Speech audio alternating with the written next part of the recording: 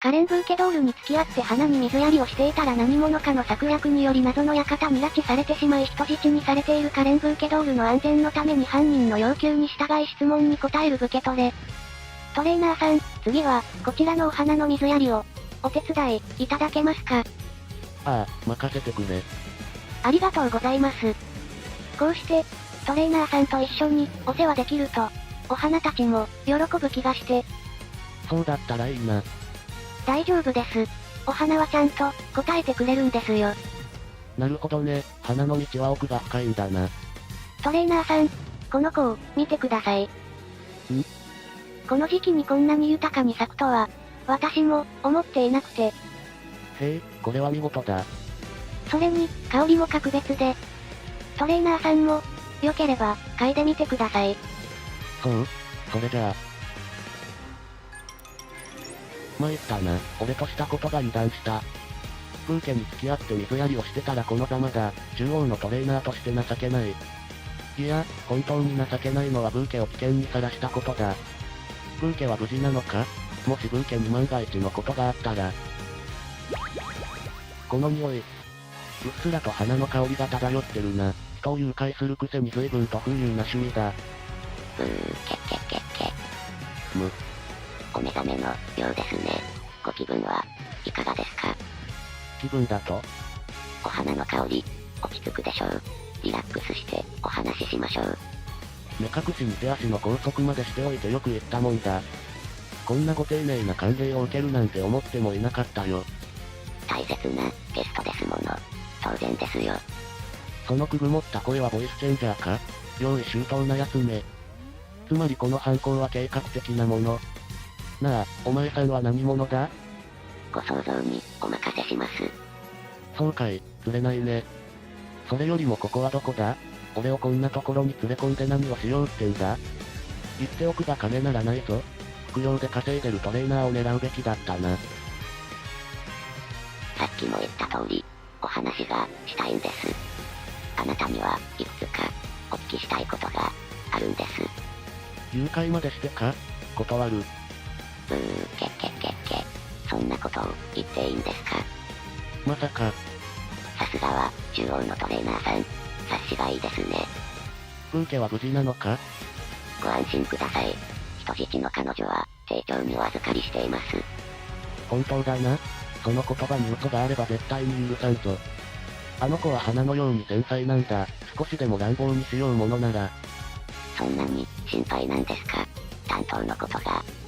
当然だ、俺の大事な担当なんだからな。俺の命に変えても助け出してみせる。何か言ったか？ご本。何でもありません。それより質問に答えていただきます。そうすれば彼女には危害を加えないと約束しましょう。わかった。ブーケの安全のためだ。応じる。さすがはトレセン学園のトレーナーさん。教え子思いでいらっしゃいますね。いいから早く始めろ。では最初にあなたが担当している馬娘の名前を答えてください。おい、わかってるだろう？そんなことは。あなたが担当している馬娘の名前を答えてください。カレン・ブーケドール。よろしい。これだけは言っておく。ただの担当じゃない、かけがえのない俺の大事な担当だ。あは。今のイントネーションはブーケか？おい、ブーケがそこにいるのか？質問に答えればすぐに会いますよ。くそ。担当の第一印象はどうでしたか？第一印象？そうだな。ブーケのことは知っていたんだよな。トレーナー休憩室の花の世話をしてくれてたから。声をかけたのはどことなくブーケが思い悩んでいるように感じたから。やっぱり、そうだったんだ。今でこそその名を知られる馬娘だがあの子は当時デビューするかしないかで悩んでいてな。そんな彼女をあなたはどう思ったんですか？優しい子なんだなって思ってたよ。それで、質問はこれで終わりか？次の質問です。あなたにとって担当のカレン・ブーケドールはどんな存在ですか？どんな存在か。正直に答えてください。さもなくば。わかってる、慌てるな。そうだな。ブーケは俺にとって、花みたいなものだ。花？それはどういう？水をやって日に当てていつ咲くかもわからないのにずっと世話をしてます。手間はかかるがそれ自体が愛おしい花。ブーケはそういう子だ。その花は、あなたにとって、ただ育てるだけの、花ですか？どういう意味だ？つまり、もっと、特別な、そばに置いておきたいような。言っただろう、ブーケは俺の大事な担当だと。なんだ？何がおかしい？それなら彼女も、もしあなたのことを、ただの担当だなんて思っていなかったら、なんだと？妙な質問だな。答えてください。これが答えになるかはわからないが、自分が走ると調和を壊してしまう。みんなの輝きを乱す不協和音になる。さっきも言ったようにブーケがデビューをためらっていたのはそういう考えがあってのことだ。でもあの子は勇気を出してくれたんだ。己を変えてでも俺と一緒に挑みたいと決意してくれた。